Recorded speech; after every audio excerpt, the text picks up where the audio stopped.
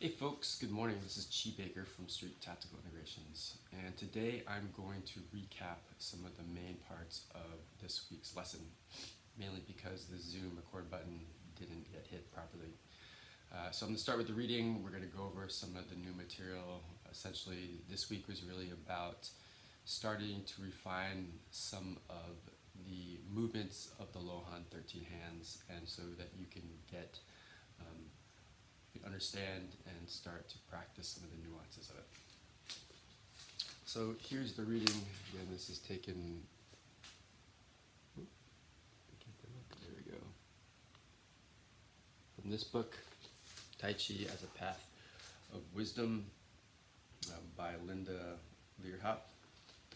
And this is from the introduction, page 20 of the introduction, or XX. When we begin learning the Tai Chi form, one of the first things we come up against is our desire to learn quickly, effortlessly, and perfectly. As every beginning student finds out, however, it takes time, effort, and patience to learn Tai Chi. It asks us to dedicate a part of our day to ourselves to practice even when we don't want to. It asks us to keep going, even when it looks like we're going nowhere. Most students who quit Tai Chi after studying for a short time do so not because Tai Chi is difficult to learn, but because their expectations are not satisfied quickly enough. They leave because they do not want to face disappointment. Not wanting to feel the pain of disappointment is often what holds us back from trying our best. We're afraid to put our whole heart into something because we're afraid of breaking our heart. This is true of studying Tai Chi as it is of anything in life. So there's a couple things in this reading that I find really, really important.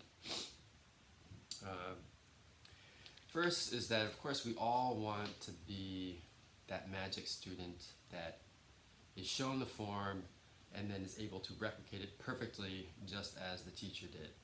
And I haven't met anyone yet who can. It takes time, it takes practice, it takes patience, it takes perseverance to understand that form, to begin to do the basics of the movements, to learn to refine the form, and then to practice it effortlessly. So it takes a lot of that faith, that perseverance, that just learning to enjoy the process. We've talked about that in the last couple of weeks too. Just learning to, instead of being goal-oriented or end-oriented, start to learn to enjoy that process, start to be in that process, start to understand the process as a part of that endpoint, and hopefully that endpoint, when you get there, isn't what mattered. It was the process that mattered, it was the process that you enjoyed, and the endpoint is finally just the icing on the cake. You know, the icing is only about this much of the cake is about this much. So we want the bulk of our experience, of our enjoyment of learning Tai Chi as any activity to be the process, to be the stages in which you are learning and developing as a Tai Chi student.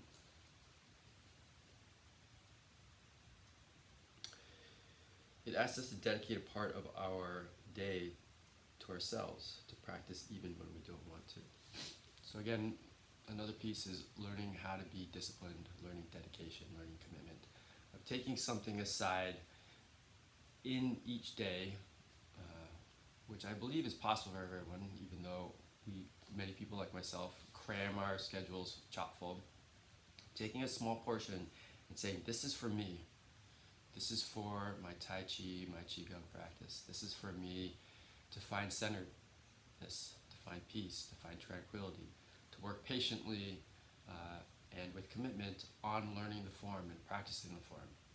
And if you take that ability to do so anywhere else in your life, that life will grow and eventually bloom and bear fruit.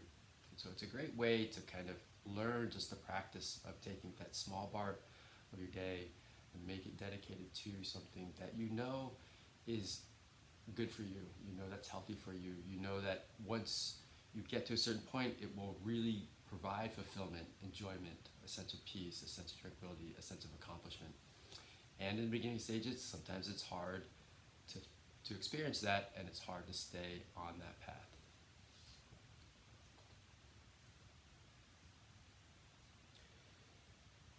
The last thing is facing disappointment and not practicing wholeheartedly. One, disappointment should be a part of everybody's life experience. I would say almost daily, if not every other day, I face disappointment. That's a part of life. We need to not to coddle our psyche to the point that we are afraid of disappointment. Disappointment is a part of life. Loss is a part of life. And so we need to incorporate that into our psyche and just understand that that's okay. It's okay to feel disappointment. It's okay to feel the sting of life at times. That is life. And that's what makes us strong. It's what builds character. It's what makes us understand commitment, discipline, perseverance, and patience, and hope. All those things disappointment is a part of. Without disappointment, those other fantastic experiences and characteristics will never really take shape because you in the yin and yang, that in order to understand and know happiness, we need to understand and know sadness. And it's very much true that you have to experience the yin or the yang to experience the other. So to understand the yang, you need to know the yin. To understand the yin, you need to understand the yang. You have to experience that and really experience it. So hopefully studying Tai Chi isn't full of disappointment. It's not this, every moment is full of disappointment. It's that there'll be parts of it. There'll be times when you struggle with a form, you don't quite get a form. It's kind of like, how come I can't get this? And maybe even feel like giving up. My suggestion, again, as a micro piece of your life, is don't give up. Persevere, practice, study harder. Review the videos so that you really can capture the movement and feel the movement and then eventually enjoy the movement. Okay, so that was the reading. Again, yeah. All right. So the first movement, what we're reviewing is actually just the first movement. So I'm going to do it in front of the camera, facing front, and then I'll turn around and do it. So here I'm shifting to the left. I'm expanding out, circling out, spiraling out, turning my heel, coming around, stepping back. Circling my left hand, raising my right, stepping out with my right foot, and chopping. My right hand comes into my dantian, my left hand circles around. I turn on my heel, I turn on my foot, I bring my foot in. My right hand comes across, my left hand raises up as the axe, I step, and I chop. Okay, I'm going to turn my back so you get the rear view of this. Again, my hands are at my dantian. I'm shifting to the left, expanding, spiraling out to the left. I circle, spiral to the right. I turn on my left heel, pivot on my right ball of my foot, step my foot back. My left hand circles across, my right hand raises. I step out and chop. My right hand comes into my dantian, come to my right heel. I circle my left hand across. Pivot on my left ball of my foot. My right hand comes across as I step back. My left hand raises up to do the axe. Step out and chop. Okay. So again, if you don't have the rough cut of the form, the practice of the rough cut, today again was focusing on some of the subtle nuances of it.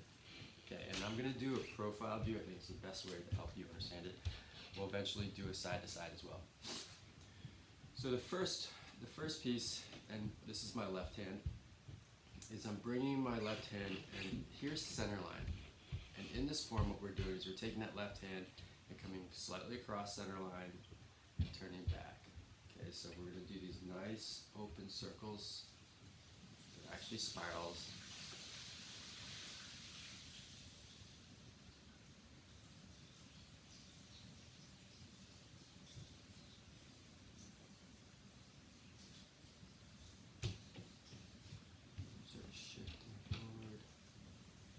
Turning my waist, facilitate the movement.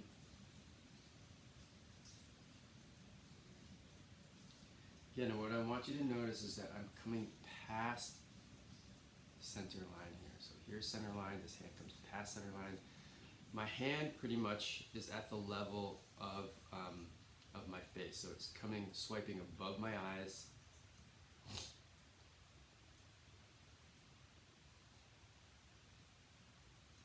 Okay. Now what I want you to concentrate is your hand. Your hand should be supple, and I use this term quite a bit in this week's class. It's relaxed, it's tender. It's something where, think of petting a cat or petting a fine silken cloth, something that it's very, very soft, very relaxed. What I'm not doing is I'm not slapping my friend's hand for a high five or anything. It's relaxed. Relaxed. Okay? So, again, we're going to return to it. Nice supple hand. Again, I'm coming in front of my face. Coming past center line. I'm going to slow it down a little bit. Think of a spiral. So my hand, as it comes forward, it's reaching out.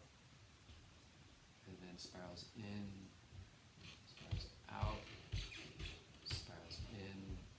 Spirals out. Spirals in. One more. Spirals out. Okay.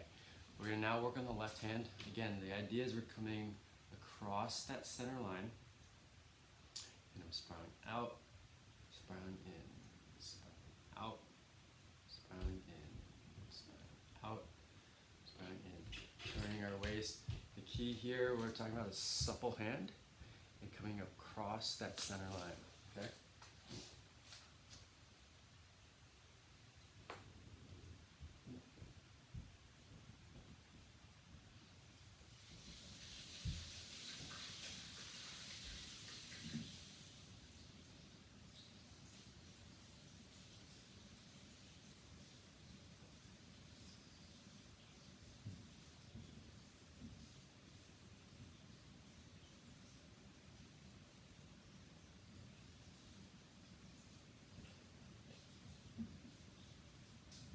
Hands coming across the center line, turn, and then spiral out. It comes across center line, spiral back in, out. Good.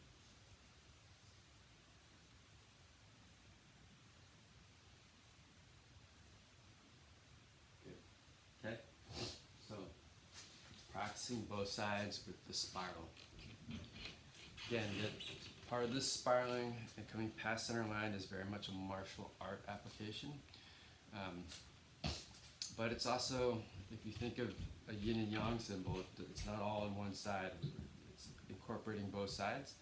And so we want to go we don't want to create half, we're only focusing on half here. We're coming and doing a little bit on the other side. That's part of the yin yang symbol. So there's that aspect. So with the martial art application, again, if somebody's punching me in the face, if I just go on one side, I'm going to get hit in the face. What I do is I pass over and knock that strike out of the way. Interestingly enough, the more supple your hand is, the more control you will have of the opponent's hand as they're striking. So if it's a stiff hand, certainly you'll knock it out, but it's like a ball here. This is one of my kids' play ball. Is that if I slap this hard, right, it knocks the ball away. And I lose control of the ball. Versus I'm supple, actually, I have the ability to wrap around and control that arm. Right? Supple hand wraps around. Stiff hand knocks it out. Okay? So, not to say that sometimes you're not going to do kind of that slap, but in Tai Chi, the style is more soft, more round, and enables somebody to control their opponent and use their energy against them. Okay. The next part was raising and relaxing of the hand. And you notice that I'm kind of doing a wave. I'm gonna turn here. So as I raise my hand, my wrist is relaxed, it rises up. I bend my elbow, and it comes down. Raise my hand up, and relax it, and it comes down. Raise my hand up, relaxes, bend your elbow, and come down. Right? So it's very much like a wave, right? So here we're doing a wave, but with a chopping motion. You notice again, my wrist is relaxed, my hand is relaxed. That's suppleness. So one side, right? Raising, relaxing. You're going to raise that hand about to head high, and then relax it down to about your waist. Raise it up to about head high, relax it down to maybe right below your waist. Up. So we're not raising our hand all the way up to the top, and we're not dropping it all the way down. Okay. Part is if you think of an axe you don't actually drop it all the way down to your leg.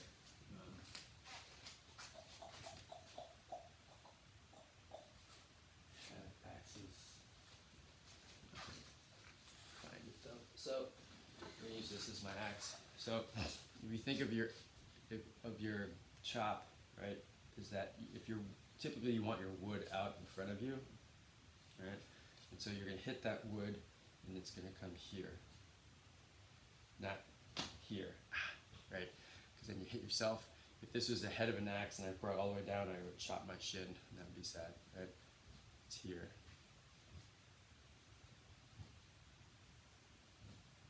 Right?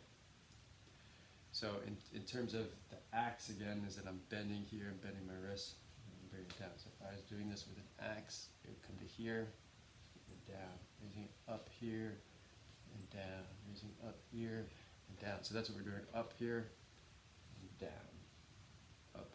That's the chopping portion of the motion. So here but again, here it's nice and relaxed.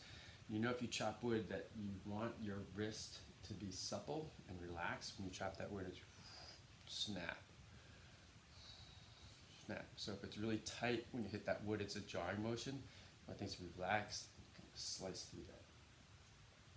Okay. Same thing with the other hand. Up, relax down. Up, relax down. So I'm using my left hand, up, relax down. Slowly raise, relax, and then relax down.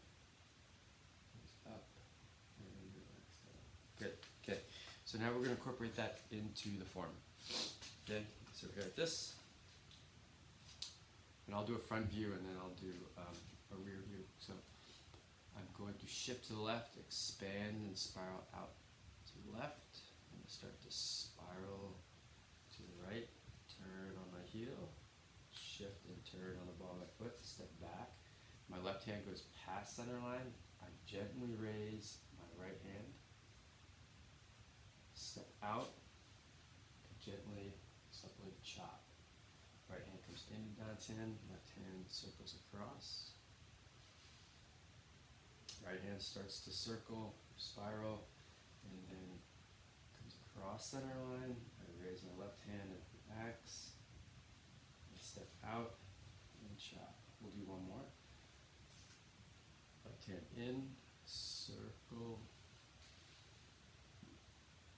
Circle your left hand, step back. Left hand comes past center line, right hand comes up with the axe, step, and then chop. Right hand in, circle, step back, right hand across center line, left hand supplely rises, step out, and chop. Good. Now we're going to do rear view. I'm shifting to the left. Expanding to the left, spiraling to the left, starting to spiral to the right, shifting, stepping back my foot, my left hand comes across center line, my right hand rises up, step out, and chop.